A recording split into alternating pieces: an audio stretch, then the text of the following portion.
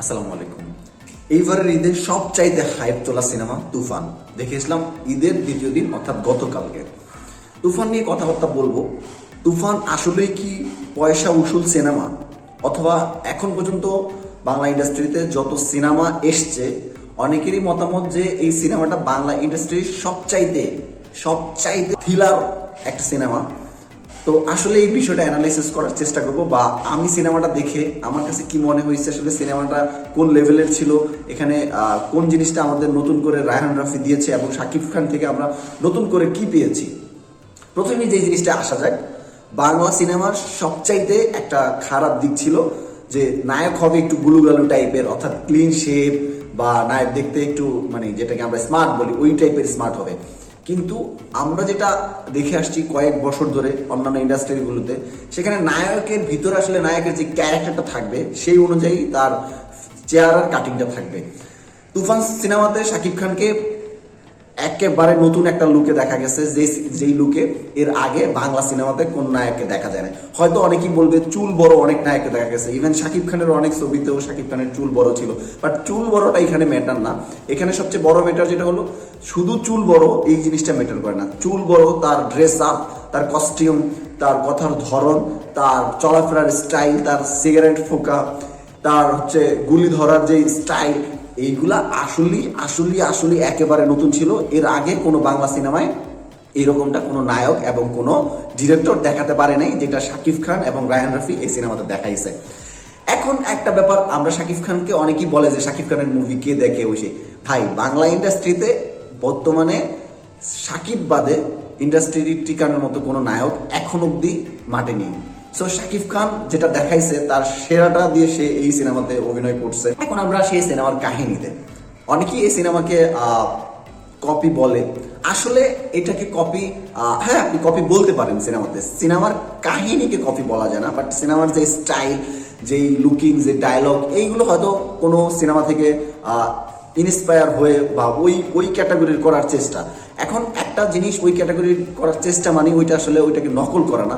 এখানে পুরো কাহিনীটাই মৌলিক একটা কাহিনী, নতুন কাহিনী। এখানে কোনো কাহিনীকে নকল করা হয় নাই। হয়তোবা ছবির যেই ধরনটা ছিল কেজিএফ এর মতো ছিল, অ্যানিমেলের মতো ছিল, এটা স্বাভাবিক ব্যাপার। একটা সিনেমা দেখে আপনি ইন্সপায়ার হয়েই তো আপনি আর একটা কাজ করার চেষ্টা করবেন। আমি আমার একটা ভিডিও কি একেবারে সবকিছু আমার মতো করি, আমি কারো ভিডিও দেখি, ওইখান থেকে শিখে দেন ওর মতো করে নতুন কিছু করার চেষ্টা করি। এইটা সিনেমার কাহিনী যেটা ছিল, স্পয়লার হয়ে যাবে, কাহিনী বলতে চাই না। কাহিনী অবশ্যই আপনারা সিনেমা হলে গিয়ে দেখবেন।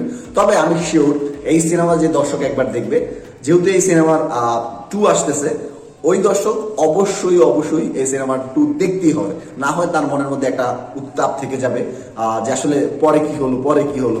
সো রায়হান রাফি এখানে একটা ম্যাজিকের মতো কাজ করেছে যে তার পরের সিনেমাতে দর্শক আনার জন্য সে খুব ভালো একটা পজিশন রেখে দিয়েছে। কারণ এই সিনেমার যে দর্শকরা, এই দর্শকের হয়তো 10% দর্শক কমতে পারে পরের 2-তে, 90% লোকই কিন্তু সিনেমা 2 দেখার জন্য অপেক্ষা করবে।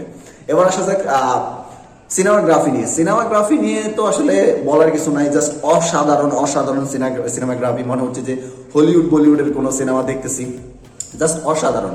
রায়হান রাফির মেকিং নিয়ে আসলে কোনো অবজেকশন নেই। রায়হান রাফির মেকিং এই সিনেমার তুফানের আগে রায়হান রাফি যে সিনেমাগুলো করেছে ওইগুলোতে সে আসলে মেকিং দেখায় দিছে যে আসলে সে পারে, সে একজন বাংলাদেশের টপ লেভেলের এখন ডিরেক্টর। এটার আসলে কোনো বলতে কোনো বাধা নাই, দ্বিধা নাই।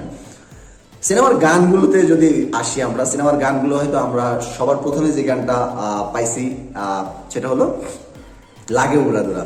কিন্তু লাগে উড়াদুরার বাহিরেও এই সিনেমাতে আরো 3টি গান রয়েছে।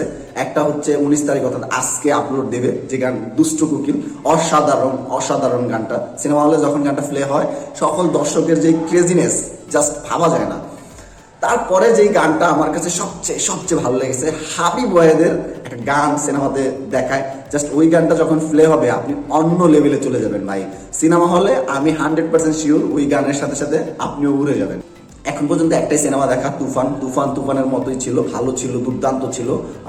তুফানের মতো সিনেমা বাংলা ইন্ডাস্ট্রিতে আরো আসুক। এই সিনেমা নিয়ে আরো আলোচনা করব আরো কিছুদিন পরে। আমি চাই না এই সিনেমা এখন স্পয়লার হয়ে যাক।